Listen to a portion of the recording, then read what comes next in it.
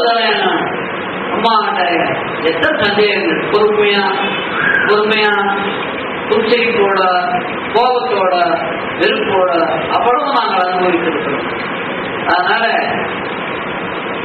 இந்த அவதார காலத்துல அவளுடைய அருளை அள்ளி விழுங்குவதற்கு, அவள் அருளை அள்ளி தருவதற்கு அவள் தயாரா இருந்தாள்.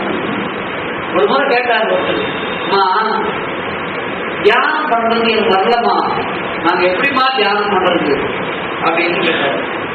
எதுடா தியானம் கேக்குதம்மா, எதுடா தியானம், என்ன பார்க்கணும், என்ன அடையணும், ஏன் அருள் போகணும், அதுக்குதான்டா தியானம் அப்படின்னு கேட்டுட்டு இன்னும் என்ன நினைச்சீங்கன்னா உட்கார்ந்து இமயமலையில, இன்னும் இமயமலையில உட்கார்ந்துக்கிறான். அவன் உட்கார்ந்த இடத்துல அப்படியே புத்து மூடிக்கிச்சு, அப்படியே ஒரு மரம் வளர்ந்து போயிருக்குது, இன்னும் புத்துக்குள்ள இருந்துக்கிறான். நான் இன்னும் அவன்கிட்ட போல, என்னையே அடைய வேண்டும், என்னை காண வேண்டும் என்று புத்து வளர்ந்த நிலையிலும் மரம் உடைத்த நிலையிலும் விட்டுவனும் நான் போகவில்லை. நீ அப்படி இருக்கிறதுனால தியானம் பண்ணுவதனால நான் வந்துடுவேன்னு நினைக்காத.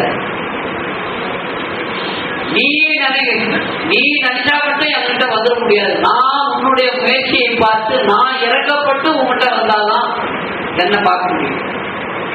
அப்பேற்பட்ட நான் இன்னைக்கு வந்திருக்கேன். அவன்லாம் என்ன ஒன்னும் பார்க்காம உள்ள உட்கார்ந்துறான். அப்பேற்பட்ட நானே உங்ககிட்ட வந்திருக்கேன். இந்த பணி செய்யடா, அந்த பணி செய்யடான்னு சொல்றேன். நான் சொல்லுகிற பணியை நீ கேட்டு நடந்தாலே ஏற்றுமையிடம் வந்துவிட முடியும். அவன் என்ன பார்க்கணும் உட்காந்துக்கிறான். நான் உன்னை தேடி வந்து இந்த வேலை எல்லாம் செய்யலாம் நான் சொல்றேன். இந்த தொண்டு செய்யி, அந்த தொண்டு செய்யி அப்படின்னு நான் சொல்றேன். அப்போ அவன் தேடுகிற பொருள் உங்ககிட்ட நாடி வந்திருக்கு. அவன் தேடுகிற பொருள் உன்ன நாடி வந்திருக்கு. அப்ப என்னை பிடிக்கிறதுக்கு இந்த சந்தர்ப்பத்துக்காக உங்களுக்கு எப்போ கிடைக்கும்? நான் செய்கிற தொண்டை, நான் சொல்லுகிற தொண்டை செய்தாலே உன்னுடைய குடும்ப பொறுப்பு பொழுதும் என்கிட்ட வந்துடும். சரியா? நான் சொல்லுகிற தொண்டை நீ செய்கிற பொழுது லாப நஷ்ட கணக்கு பார்க்காம அதை செய்கிற பொழுது உன்னுடைய குடும்ப பொறுப்பு பொழுதும் என்கிட்ட வந்துடும். ஆகையினால தொண்டு செய்துதான் என்னை நீங்க நெருங்க முடியும் அப்படின்னு சொல்ற அம்மா. அதுக்கப்புறம் சொன்னா ஒரு நாள், மகனே, இந்த சாலையின் ஓரம் ஒரு கல்லை நட்டு கோயில் அமைத்ததும், அடிகளார் இந்த ஆலயத்தை சுற்றி வருவதும், நீங்களெல்லாம் இன்னும் குவிக்கலாம் என்று பாடுவதும், நான் ஒரு மனித கூட்டில் புகுந்து கொண்டு உங்களோடு பேசுவதும் எல்லாம் எதற்காக அப்படின்னு கேட்டுட்டு அம்மா சொல்லிச்சு, நீங்கள் எல்லாம் ஆன்மீகத்திலே அனாதைகள் ஆகக்கூடாதே என்பதற்காக, உங்களுக்கெல்லாம் ஒரு குரு வேண்டுமே என்பதற்காக. ஏன்னா ஆதி பராசக்தியை நம்மால நெருங்க முடியாது, பிரம்மத்தை யாராலும் நெருங்க முடியாது, பரப்பொருளை யாராலும் நெருங்க முடியாது. அதை அடைய வேண்டும் என்றால் மகனே நீ ஒரு குரு மூலமா தான் வர முடியும். நீ கோடிக்கணக்கான ரூபாயில அபிஷேகம் பண்ணாலும் சரி, லட்சக்கணக்கான வைர நிகழ்ச்சி பண்ணாலும் சரி, நீ அப்படியே உருகி தியானம் பண்ணாலும் சரி, பாடினாலும் சரி, என்ன நெருங்கிறதுக்கு உனக்கு ஒரு தகுதி வரணும்னா குரு மூலமா தான் வரணும். அதனாலதான் குருவை ஆன்மீக குரு என்று அடிகளாருக்கு நான் பட்டம் கொடுத்து விட்டேன். அடிகளாருக்கு ஆன்மீக குரு என்று பட்டம் கொடுத்து விட்டேன் அப்படின்னு சொன்ன அம்மா, அடிகளாரை உங்களுக்கு குருவாகவும் தெய்வமாகவும் காட்டி கொடுத்திருக்கிறேன் அப்படின்னு சொன்னான். உலகத்துல இதுவரையிலும் ஜெகத்குருன்னு எத்தனையோ பேர் வந்தாங்க. நிறைய பேர் பட்சம் இருப்பீங்க, நிறைய பேர் சாஸ்திரம் செஞ்சவங்க இருப்பீங்க. எந்த ஜெகத்குருவாவது ஒரு 5000 பேரை உட்கார வச்சு பெருமாளை காட்டியிருக்காங்களா? முருகனை வர வச்சு காமிச்சிருக்காங்களா? இல்ல விநாயகரை வர வச்சு காமிச்சிருக்காங்களா? உலகத்துல இந்து மத வரலாற்றை ஆதியிலிருந்து எடுத்து வச்சு படிச்சு பாருங்க. புராணங்களை எடுத்து வச்சு பற்றி பாருங்கள். எந்த ஒரு குருவாவது 5000 பேரை உட்கார வச்சு ஒரு தெய்வத்தை வரவழைச்சு காமிச்சிருக்காங்களா? இந்து மத வரலாற்றிலேயே உலக வரலாற்றிலேயே அடிகளார் என்கின்ற ஆன்மீக குரு ஒருவர் தான் 5000 பேர் கண்முன்னார ஆதி பராசக்தியை வரவழைத்து காட்சி கொடுக்க வைத்தவர்.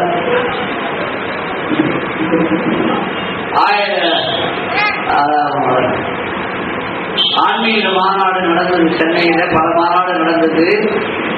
அதுல இயற்கை வள மேம்பாட்டு ஆன்மீக மாநாடு நடந்தது. முதல் நாள் ஊர்வலம் நடந்தது, முதல் நாள் வேள்வி நடந்தது, ஊர்வலம் நடந்தது.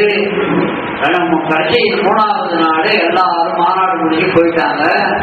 ஒரு 5000 பேர் மிச்சம் பந்தல்ல இருந்தோம். எல்லாம் திசி வச்சுன்னு போங்கன்னு அம்மா சொல்லிச்சு. இருக்கிறவங்க போயிடாதீங்கன்னு சொன்னாங்க. உடனே நாங்க அந்த பந்தல்ல 3ஆம் நாள் தங்கி இருந்தோம். தங்கி இருந்த போது மணி 9 ஆச்சு. எல்லாரும் அந்த ஷெட்டுக்கு போங்கன்னு சொல்லி ஒரு பந்தலை காமிச்சாங்க. அந்த பந்தல்ல தான் வேள்வி நடந்தது, அந்த பந்தல்ல தான் மீட்டிங்லாம் நடந்தது. அந்த பந்தல்ல இந்த பக்கம் ஒரு மேடையில அம்மா படம், இந்த பக்கம் ஸ்டேஜி அதுல ஒரு அம்மா படம். நாங்கள்லாம் இப்படி உட்காந்து அந்த பக்கம் பேஸ் பண்ணி உட்காந்துருந்தோம். அடிகளார் வந்து உட்கார்ந்தாரு. நீங்கள்லாம் அந்த பக்கம் திரும்பி உட்காருங்கன்னு சொன்னாரு. நாங்க இந்த பக்கம் பார்த்து உட்கார்ந்தோம். பின்னால சமுத்திரம் மெல்லாம் கடற்கரை உட்காந்துருந்தோம். போனபாக்கம் சுப்பராமலையாரை கூப்பிட்டு எல்லாரும் திஷ்டி கழிக்கிட்டு பல திஷ்டி, 10 ரூபாய் திஷ்டி, 8 மணி திஷ்டி, பூஜைக்காய் திஷ்டி, அதுக்கப்புறம் இந்த கருப்பு சோறு திஷ்டி, அதுக்கப்புறம் தீபிக்கு திஷ்டி, தேங்காய் திஷ்டி, இப்படி பல திஷ்டி. இந்த பூஜைக்காய் திஷ்டியை பார்த்து நவமுப்பையில சில ஐயர் தான் பயப்படுறாங்க. அவங்களுக்கு தனியா விளக்கம் சொல்லணும். அதனால இந்த திஷ்டி இந்த சமாச்சாரம்லாம் இன்னொரு மீட்டிங்ல சொல்றேன். இந்த 15 விதமான திஷ்டி அம்மா எங்களுக்கு எடுத்துன்னு வர்றாங்க. நான் பாட்டு முடிஞ்சுக்கிறேன். ஓம் சக்தின்னு ஒரு அம்மா சொல்ல எல்லாரும் பராசக்தி, ஓம் சக்தி பராசக்தி, ஓம் சக்தி பராசக்தி, இப்படி மெலோடியா போயிட்டு இருக்கிற வேலையில அம்மான ஒரு சத்தம் வந்து இப்படி பேஸ் பண்ணிட்டு அத்தனை பேர் திரும்பி பார்க்கணும். அடிகார உட்காந்துறாரு. பக்கத்துல ஒரு ஐபிஎஸ் ராமகிருஷ்ணன் அதோ அம்மா. அப்பதான் மேடையை பார்க்கிறோம். நான் பார்த்த காட்சியை அப்படியே சொல்றேன். அந்த மேடையில இப்படி படிக்கட்டு இருக்குது, இப்படி படிக்கட்டு இருக்குது. அப்படியே இந்த படிக்கட்டு மேல அழகான அம்மா வர்றான். எப்படி மஞ்சள் புடவை, சிவப்பு பாட, அந்த நெக்லஸ் பட பட பட படன்னு நின்றது. அப்படியே ரோஜா பூ மாதிரி முகம். அதை பார்க்க பார்க்க மனசு பரவசம் அடையுது, ஆனந்தப்படுது, சந்தோஷப்படுது, குதிக்க தோணுது. அம்மா அம்மா அம்மான்னு என்னன்னா எங்களுக்கே ஒண்ணும் புரியல. கண்ணீர் விட்டு ஆழணும் போறது, பார்க்க பார்க்க இன்பமா இருக்குது. இன்பமும் வருது, கண்ணீரும் வருது, சந்தோஷமும் வருது, கண்ணீரும் வருது. அம்மா அம்மா அம்மான்னு எல்லாம் எங்கேயும் குறிக்கிறோம். இப்படி வந்த அம்மா அப்படியே மெருந்துட்டு போகுது. சந்தோஷமா சிரிச்சுபடியே மெருந்துட்டோம். ஸ்டேஜ் நடுவில் நிக்கிற வேலையில கீழே இருந்த ஒரு அம்மா, அதுவும் மஞ்சள் உணவு கிடையாது, அது குடுக்கணும் போய் அம்மா பாதத்தை தொடரணும் போற வேலையில அம்மா அப்படியே மறைஞ்சிடும். இது போய் ஸ்டேஜில நிக்கிறதுன்னா அம்மா மறைஞ்சதுக்கும் ஒரே நேரமா இருந்தால எல்லாரும் என்ன பண்ணாங்க, இந்த மஞ்சள் உணவு கட்டின அம்மா தான் அம்மா ஆதிபராது விட்டு குடுக்கணும் ஓடி அதுதான். ஐயோ ஐயோ நான் இல்லை அது ஓதுறீங்கன்னு அது அது கடல் தண்ணியை நோக்கி ஓட, பின்னால ஒரு 100 பைத்தியங்கள் ஓட, இப்படி ஒரு நாடகம் முடிஞ்சது. 5000 பேர் கண்டிருந்த ஆதி பராசக்தியை கண்மன் வரவழைத்து காட்டுகிற அளவுக்கு, நாங்கள் தரிசனம் பெறுகிற அளவுக்கு நாங்கள் என்ன முற்றம் துறந்த முனிவர்களா, பந்த பாசத்தை விட்டவங்களா, நாங்க என்ன அப்படியே ஞானத்திலையும் தளத்திலையும் உயர்ந்தவங்களா? அதை பார்த்துட்டு ஒரு ரிஷாகாரர் சொல்றோம், சாமி அம்மா நான் பார்த்துட்டேன், இந்த ஜென்மமே போதும் சாமி. பட்டாணி கடை சொல்றோம், சுண்டல் விற்கிறவன் சொல்றான், ஆட்டோ விற்கிறவன் சொல்றான். ஐயோ ஐயோ இப்படி ஒரு பாக்கியம் என் ஆயுத்துல இப்படி சொல்லது தெரியல சாமி. இப்படி ஒரு அனுபவத்தை ஆதி பராசக்தியுடைய இந்த அவதார காலத்திலே நாங்கள் பெற்றோம். இதுல என்ன துர்பாகியம்னா, ஒரு சினிமா நடிகர் ஷூட்டிங்ல கார்ல முள்ளு குத்துருச்சு, ஷூட்டிங் கேன்சல்னா பொட்டேட்டோ போடலாம் பேப்பர் தான்.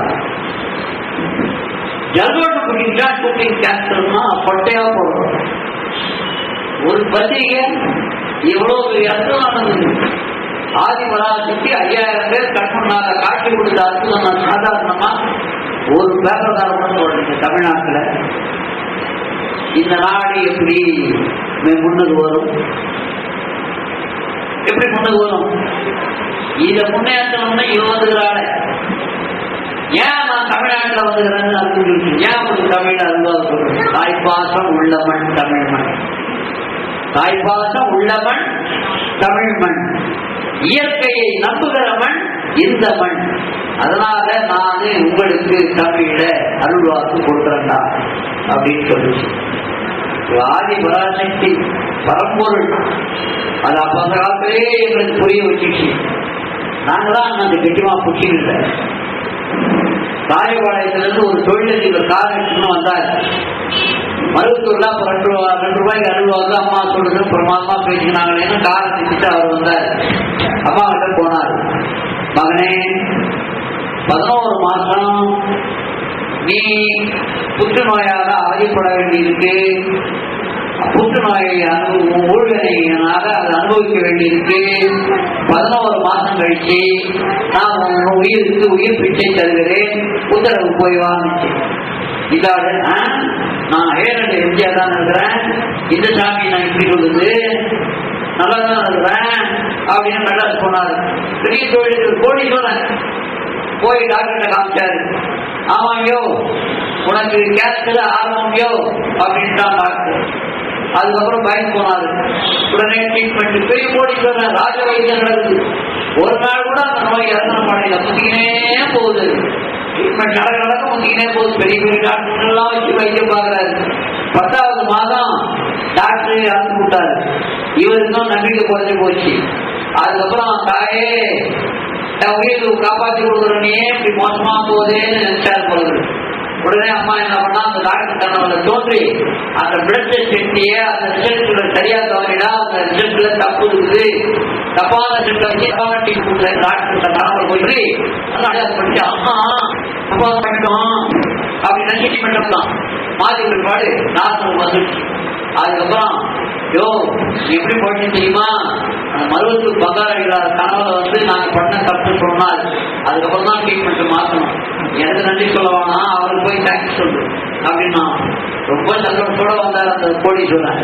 வந்து அம்மா கிட்ட போய் உட்காந்து அம்மா உன் தயவுல உன் அருள்ல மறுபடியும் எடுத்து வந்திருக்கிற தாயே அப்படின்னு சொல்லி பாக்கெட் எடுத்து பிளாக் டிக்கெட்டு இந்த கோயிலுக்கு நான் எவ்வளவு போடணும்னு சொல்லுமா, நீ எவ்வளவு போடணும்னு சொல்றியோ நான் சொல்லு அதை எழுதிடணுமா அப்படின்னு. உடனே அப்பா அன்னை அம்மா சொன்னா, ஏண்டா மகனே செல்வத்துக்கு அதிபதியான மகாலட்சுமியே படைத்தவள் நான், செல்வத்துக்கு அதிபதியான மகாலட்சுமியே படைத்தவள் நான், நீ எனக்கு பிளாக் டிக்கெட் கொடுக்குறியா, நீ எனக்கு பிளாக் டிக்கெட் கொடுக்குறியா என்று சொல்லி ஏதோ என் மண்ணை மிதித்தாயே என்பதற்காக உனக்கு உயிர் பிச்சை கொடுத்தேன், போய் வா உத்தரவு.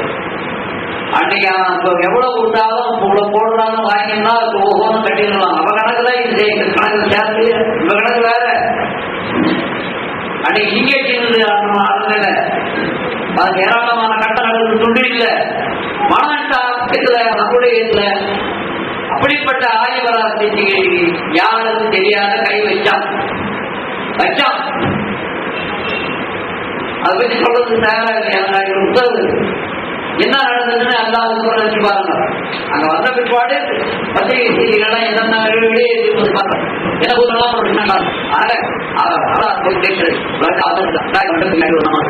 குறிப்பா சொல்லியிருக்கான். இதுல இருந்து வேணும்னா மந்திரம் 2 உதாரணம் போகணும்னா சும்மா இந்து போட்டு ஆயிரத்தி போல ஒரு மந்திரம்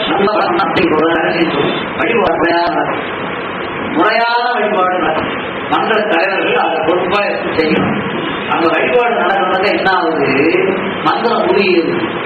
மந்திரம் முடியாத முடியாத முடியாத அவன் வயிற்று வலி, தலைவலி, கல்யாணம் ஆகல, குழந்தை இல்லைன்னு வேண்டிக்கிறானே, அந்த குடியேறின மன்றத்துல வந்து வேண்டிக்கினா அவன் காரியம் நடக்கும்.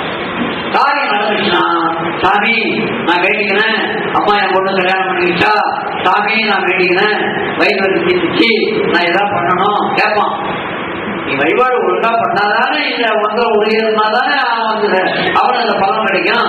நான் படிக்கவே மாட்டேன், மந்திரம் கொண்டுக்கோ, நான் 20 வருஷம் சர்வீஸு, நான் 30 வருஷம் சர்வீஸு, நான் பெரிய பொள்ளக்கா, நான் பெரிய கொம்பு, இப்படிலாம் நினைச்சுன்னா நீ கீழே போக வேண்டியதான். அம்மா ஒரு கோயிலையே ஒப்படைச்சிருக்கா, மந்திர தலைவர்கள்ட்ட ஒரு கோயிலே ஒப்படைச்சிருக்கா.